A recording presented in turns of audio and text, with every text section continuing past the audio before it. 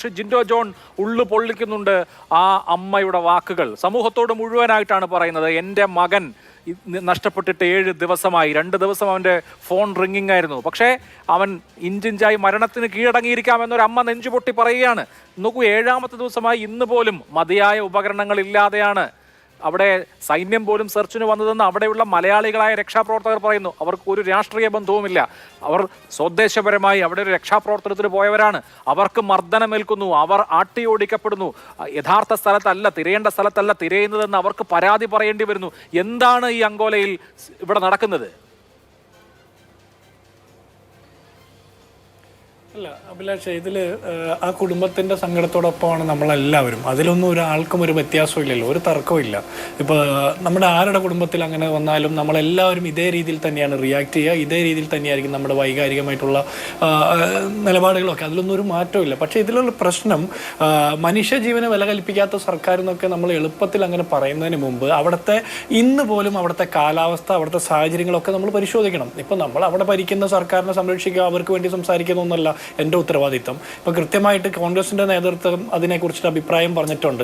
അവിടെ അത്തരത്തിലുള്ള ഒരു അലംഭാവം സംഭവിച്ചിട്ടുണ്ടെങ്കിൽ അതിന് ഉത്തരം പറയേണ്ടി വരും. അതിനെക്കുറിച്ച് അന്വേഷിക്കാൻ രാഷ്ട്രീയ പാർട്ടി എന്നുള്ളതിൽ കോൺഗ്രസ് തയ്യാറാകും എന്നുള്ള കാര്യത്തിൽ സ്റ്റാൻഡൊക്കെ പറഞ്ഞിട്ടുണ്ട്. പക്ഷെ അതിനപ്പുറത്ത് ഞാൻ ചോദിക്കുന്നത്, നമ്മൾ ഈ വിമർശനങ്ങളൊക്കെ വരുമ്പോൾ നമ്മളെ സംബന്ധിച്ചിടത്തോളം നമ്മുടെ കുടുംബത്തിലെ നമുക്ക് പരിചയമുള്ള ഒരാൾ നഷ്ടപ്പെടുന്നത് എന്നുള്ളതിനപ്പുറം ഒരു മനുഷ്യനല്ല, ഒരുപാട് ആളുകൾ അങ്ങനെ പെട്ടിട്ടുണ്ട്. എത്ര ആൾ യഥാർത്ഥത്തിൽ അതിൽ പെട്ടിട്ടുണ്ടെന്ന് പോലും കൃത്യമായിട്ടൊരു കണക്ക് നമുക്കില്ല.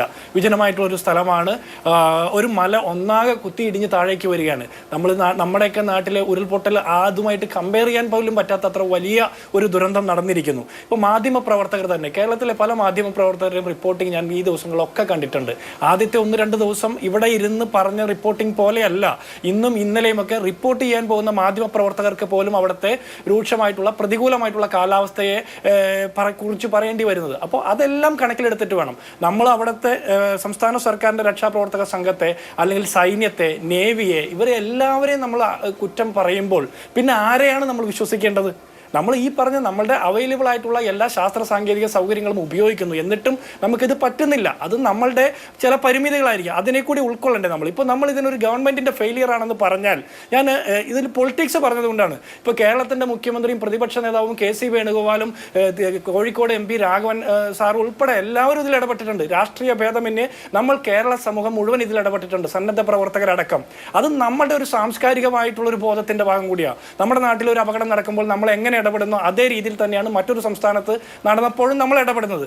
പക്ഷെ ഞാൻ അതിനപ്പുറത്തൊരു കാര്യം ചോദിക്കട്ടെ. കേരള ഗവൺമെന്റ് എന്നുള്ള നിലയ്ക്ക് ഇതിനൊരു കോർഡിനേഷൻ, ഇപ്പോൾ അവിടെ രഞ്ജിത്ത് അടക്കമുള്ള ആളുകളെ കയ്യേറ്റം ചെയ്തു എന്നൊക്കെ പറയുമ്പോൾ സംസ്ഥാന ഗവൺമെന്റിന്റെ ഒരു റെപ്രസെന്റേറ്റീവ് ആണ് എന്നുള്ള രീതിയിൽ നമ്മൾ എന്തെങ്കിലും ഒരു റെപ്രസെന്റേഷൻ ലെറ്റർ കൊടുക്കുകയോ അല്ലെങ്കിൽ അവിടുത്തെ സംസ്ഥാന സർക്കാരുമായിട്ട് ഇടപെടുകയോ ചെയ്തിട്ടുണ്ടോ?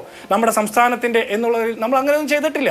നമ്മൾ ഈ ആക്ഷേപങ്ങൾ പറയുമ്പോൾ ഒരു ഒറ്റ കാര്യം കൂടി പൂർത്തിയാക്കട്ടെ. നമ്മൾ രാഷ്ട്രീയം പറയുമ്പോൾ തിരിച്ച് രാഷ്ട്രീയം പറയേണ്ട ഒരു ഗതികേടാണ് ഞാൻ എനിക്കൊക്കെ ഉള്ളത്. കാരണം നമ്മളൊന്നും അങ്ങനെ പറയാൻ ഒട്ടും ആഗ്രഹിക്കുന്നില്ല. പക്ഷേ ഇത്രയും കാലമായിട്ട് കവളപ്പാറയിൽ നമുക്ക് 10-11 പേരെ കണ്ടെത്താനുണ്ട്. നമ്മുടെ സംവിധാനങ്ങൾ എവിടെയായിരുന്നു? ഈ പെട്ടിമുടിയിൽ 4-5 പേരെ കണ്ടെത്താനുണ്ട്. ഉത്തരാഖണ്ഡ് തൊട്ട് ഈ രാജ്യത്തെ മുഴുവൻ ലാൻഡ് സൈഡിലും വന്നിട്ടുള്ള നിരവധിയായിട്ടുള്ള ആളുകൾ, ഇപ്പോഴും 100 കണക്കിന് ആളുകൾ ഈ രാജ്യത്ത് കണ്ടെത്തപ്പെടാതെ പോയിട്ടുണ്ട്.